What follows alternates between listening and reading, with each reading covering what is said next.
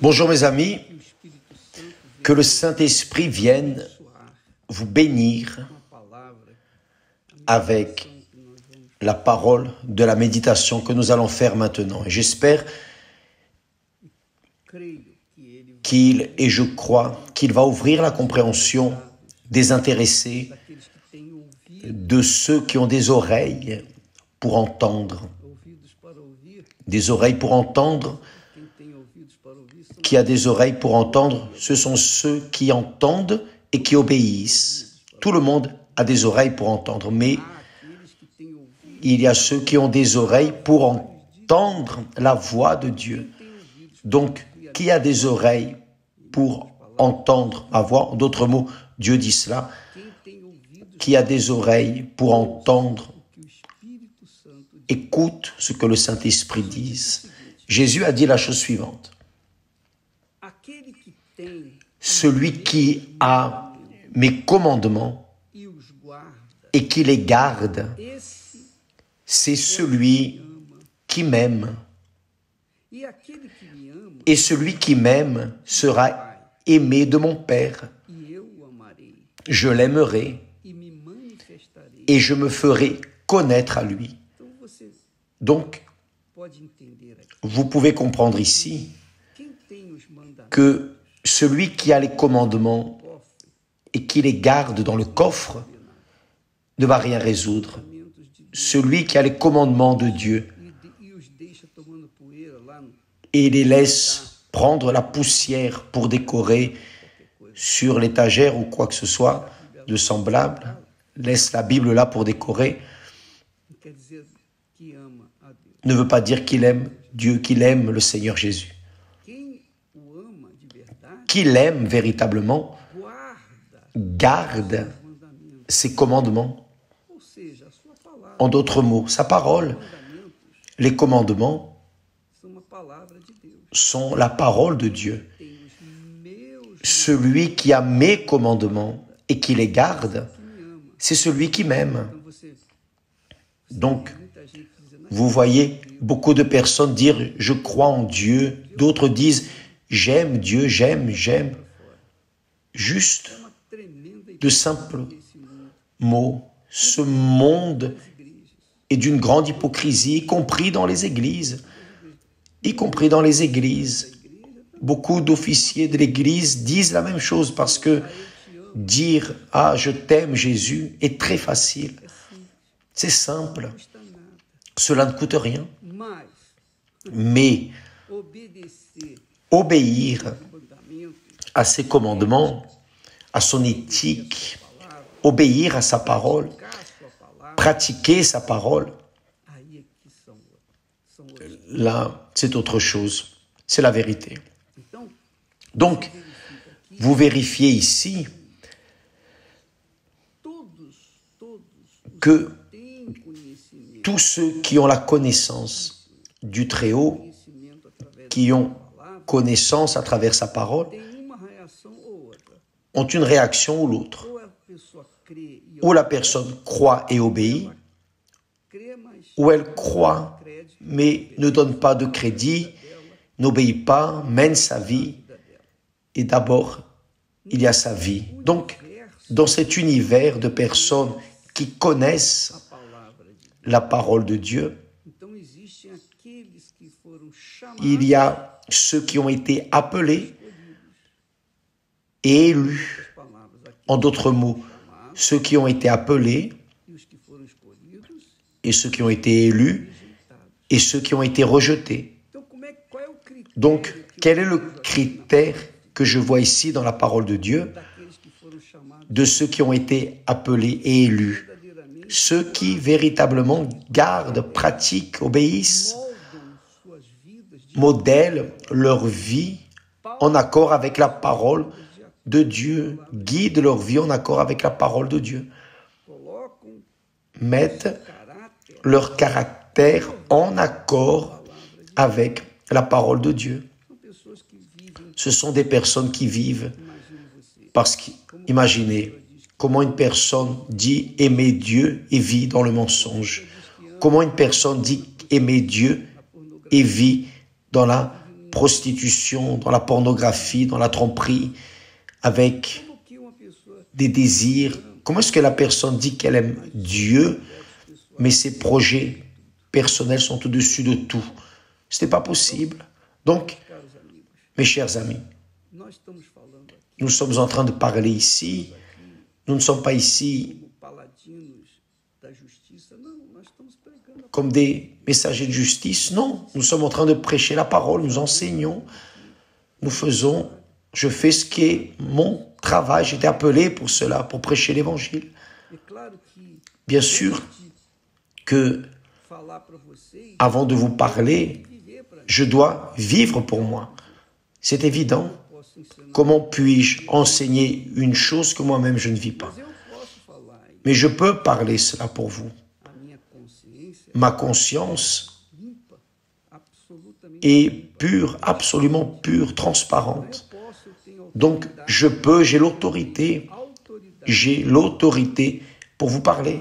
Par exemple, vous qui vivez une vie complètement disqualifiée en relation à votre famille, votre mariage, votre foyer, votre vie personnelle, une vie désordonnée. Donc, nous pouvons vous parler de ce qui est écrit ici, de ce que le Seigneur Jésus nous enseigne, parce que nous l'avons pratiqué. Nous ne sommes pas parfaits. Non, nous ne le sommes pas. Ça ne veut pas dire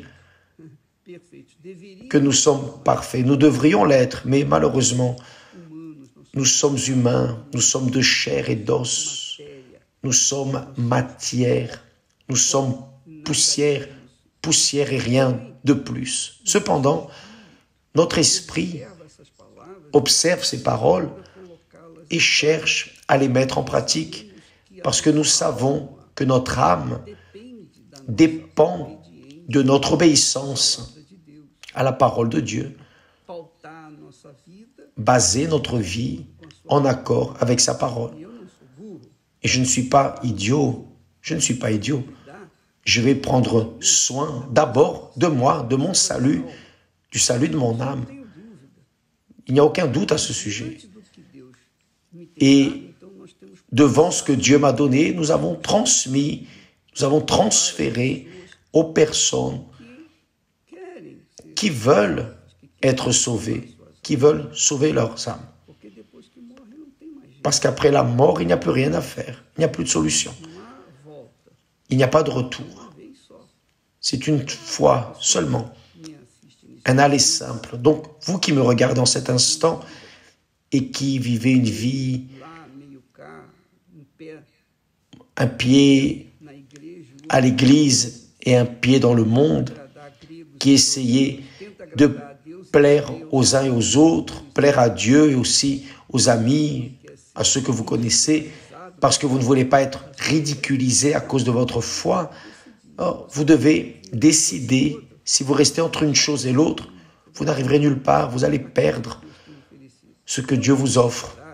Et je vais considérer sincèrement que vous avez été appelé, mais que vous n'avez pas été choisi. Parce que qui a été appelé et élu demeure jusqu'à la fin.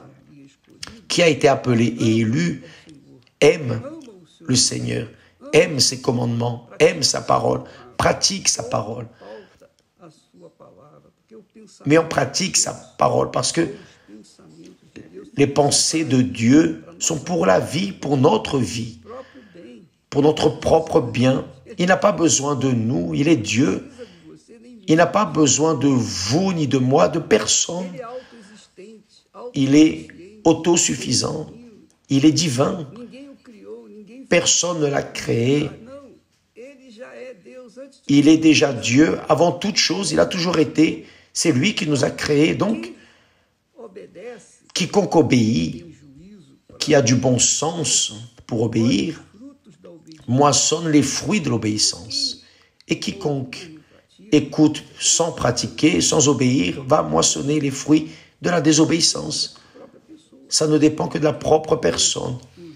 Celui qui a mes commandements et qui les garde, c'est celui qui m'aime. Jésus pointe ici, c'est celui qui m'aime. Et celui qui m'aime, celui qui véritablement m'aime, sera aimé de mon Père. Je l'aimerai et je me ferai connaître à lui. Jésus se manifeste à nous comme évêque, avec des révélations, des instructions, des orientations. Et tout ce qu'il m'a donné, je vous le transmets. J'ai partagé avec tout le monde, avec tous ceux, bien sûr, qui croient, avec tous ceux qui veulent sauver leur âme. Donc, mes chers amis, ce que je vous enseigne, je l'enseigne à mes enfants. Je leur transmets aussi. Mon héritage, je vais le laisser ici pour eux. Ils vont le laisser pour les autres, parce que tout le monde sert Dieu. Donc, quand ils servent Dieu, ils servent avec la révélation que Dieu leur donne. Lorsque nous servons Dieu, il nous donne pour que nous puissions ensuite distribuer aux personnes. Donc, c'est l'héritage que notre Seigneur Jésus-Christ nous a laissé. Sa parole, et plus, sa parole, ses promesses, sont un titre de propriété que nous possédons. Ce titre est enregistré dans le royaume des cieux. Et quiconque obéit au commandement de Dieu, qui obéit au commandement de Dieu, qui suit sa parole, est bienheureux et heureux. Comme dit le psalmiste, là, le psaume 128, « Heureux l'homme qui craint l'Éternel et marche dans ses chemins. » Donc, celui qui craint l'Éternel, c'est celui qui garde sa parole, qui suit sa parole, qui suit ses conseils, pratique sa parole indépendamment du monde dans lequel il vit. C'est la réalité. Et Jésus a dit alors, « Celui qui m'aime sera aimé de mon Père. » Aimé de mon Père. Je l'aimerai et je me ferai connaître à lui. Donc, révélation glorieuse que reçoivent seulement ceux qui l'aiment véritablement. Que Dieu vous bénisse et à demain au nom du Seigneur Jésus. Amen.